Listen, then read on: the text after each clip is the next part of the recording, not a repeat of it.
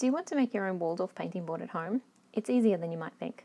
The board I'm making today is a medium-sized painting board. I'm using a 7mm thick pine plywood, which is roughly 1/4 of an inch. The finished size is 12 by 16 inches, or 30 by 40 centimetres. Now let's talk about some supplies. Of course I have the board here that I'm going to use as the painting board. Now this board is actually a pine plywood. It's pretty traditional in Waldorf schools to find birch painting boards, but sometimes birch can be a little hard to source or a little bit more expensive than we like. But I find that pine is completely acceptable for a home painting board. And the good thing about this craft is that we don't really need any power tools to do this, because many of the hardware stores today will cut this for you. So the board that I'm making today is 12 by 16 inches or 30 by 40 centimetres. I also have sandpaper and a sanding block. Now I'm using a 60 grit. This is so we can round off the corners. And then I also have a 120 grit to smooth everything out. And of course I have my sealant. I'm using Gillies hard wax oil, and this gives a 100% natural finish, but it is water resistant. It's not 100% waterproof. That matters because this is going to be a home board. With your home board, it has a lot of time to dry out before the next use. So we just need to make sure that there's airflow around it so it can dry properly. I also have some rags that I'm going to apply the oil with, one to apply and one to buff off. I should be using lint free, but here we are.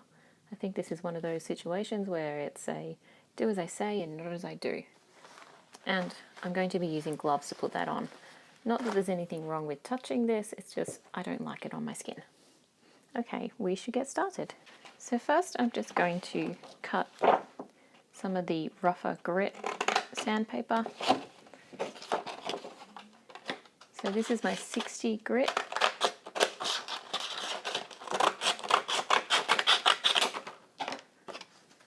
And I'm cutting that so I can wrap this around my little sanding block. So with my rougher grit, I really want to round these corners off. So the rougher grit will help me take more of the wood off than the finer grit sandpaper, which is more about smoothing things out. When I edit this video, I think I might edit that sound out. So if it's silent, or maybe I'll add some nice music.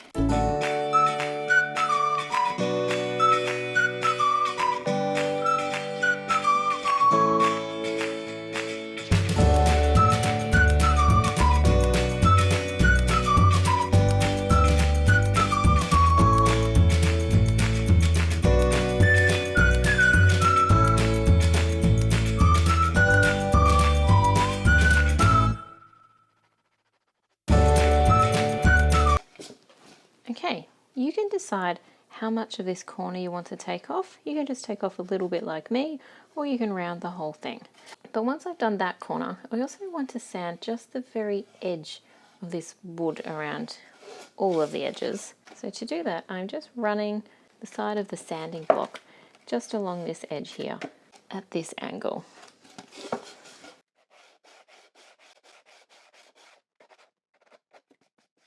Okay, so now I've done one corner and one edge. I'm also going to do all of the other corners and all of the other edges, and then I'm also going to flip it over and do the other side as well.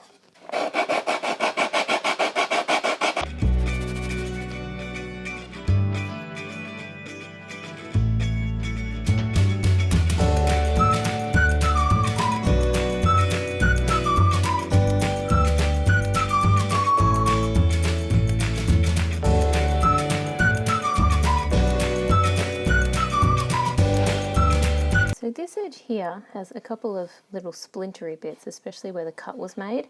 So I'm going to run my sandpaper along this edge to make it flat, as well as the very corner edge here as well.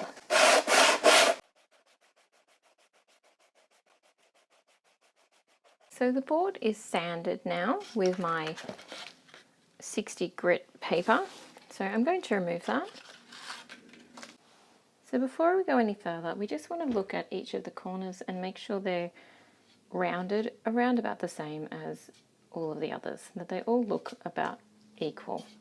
So I'm pretty happy with mine, so I'm going to cut my 120 grit paper. So we cut this in exactly the same way as we did before.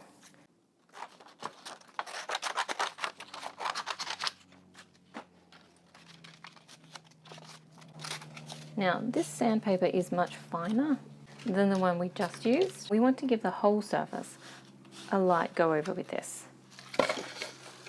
So we'll start with the edges.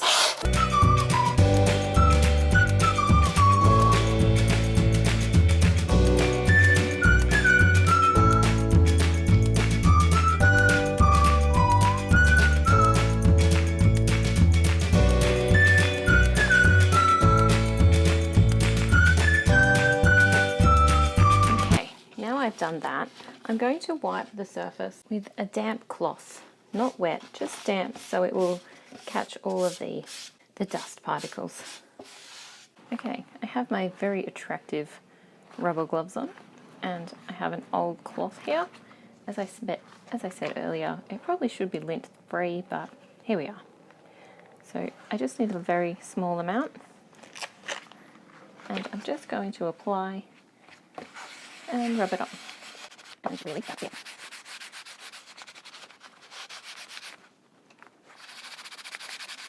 So I'm going to apply 4 coats of this in all, but we need about 36 to 48 hours in between coats.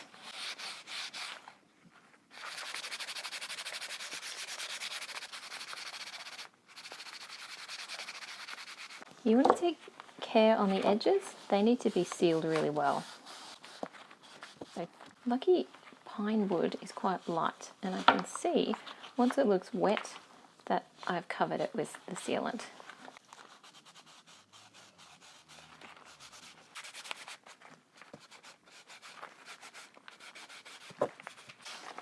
Okay, now I'm using a separate cloth. I'm just giving it a quick rub over to get off any excess.